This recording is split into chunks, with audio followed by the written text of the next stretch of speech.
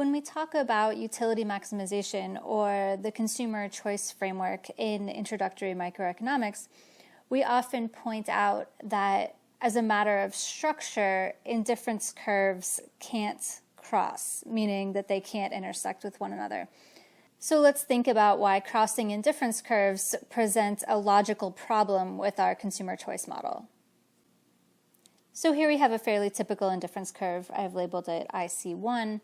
And I can also label 2 points on this indifference curve. Let's call them point A here and point B up here.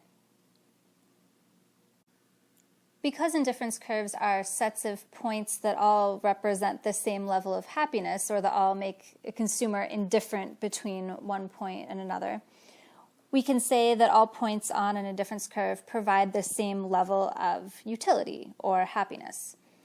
So let's say, for example, that on this indifference curve, IC1, all points on the indifference curve give a level of total utility of 8. Based on what we know, we could say that the consumer is indifferent between points A and B, and we could write that just as A is indifferent to B. Or we could note that because the utility of consuming at point A equals 8 by definition, and the utility of consuming at point B also equals 8 by definition, that the utility of point A has to equal the utility of point B. And you can see that there's a correspondence between equal utility and this indifference operator that we talk about. It's also helpful to note that points A and B, of course, are combinations of good x and good y.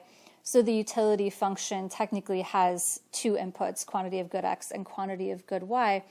I just wrote it this way to be a little bit more compact and hopefully not confusing.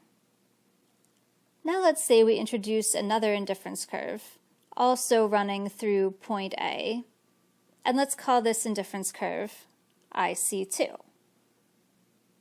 In addition, let's label a point on indifference curve 2, maybe something here, and let's call this point C. We can now look at indifference curve 2 and note that because points A and C are both on indifference curve 2, it has to be the case that the consumer is indifferent between basket A and basket C. We could also note that the utility at point A is still 8, and that implies that the utility at point C would also have to be 8, because that's how indifference curves work. Alternatively, we can say that the utility at point A equals the utility at point C. Unfortunately, this presents us with a logical problem. Because we know that equality exhibits the transitive property, we know that if the utility of A is equal to the utility of B, and the utility of A is equal to the utility of C, it has to also be the case that the utility at point B is equal to the utility at point C. As a related matter, we can also note that the indifference operator exhibits the transitive property. So if a consumer is indifferent between bundles A and B, and is also indifferent between bundles A and C, then they must also be indifferent between bundles B and C. Regardless of how it's stated, this presents a contradiction, given that B and C, if you look at our graph, are not in fact on the same indifference curve. Not being on the same indifference curve implies that B and C confer different levels of utility on the consumer, which is the exact opposite of what we found here. Therefore, we run into, like I said, a logical problem if we draw indifference curves such that they cross, which leads us to the natural conclusion that sensical indifference curves aren't going to ever cross. For a bit of contrast, let's take a look at some sensible indifference curves.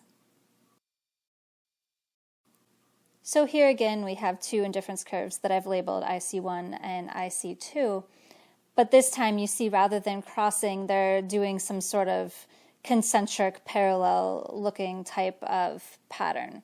And this is something that you'll see typically with what we would consider proper or well-behaved indifference curves.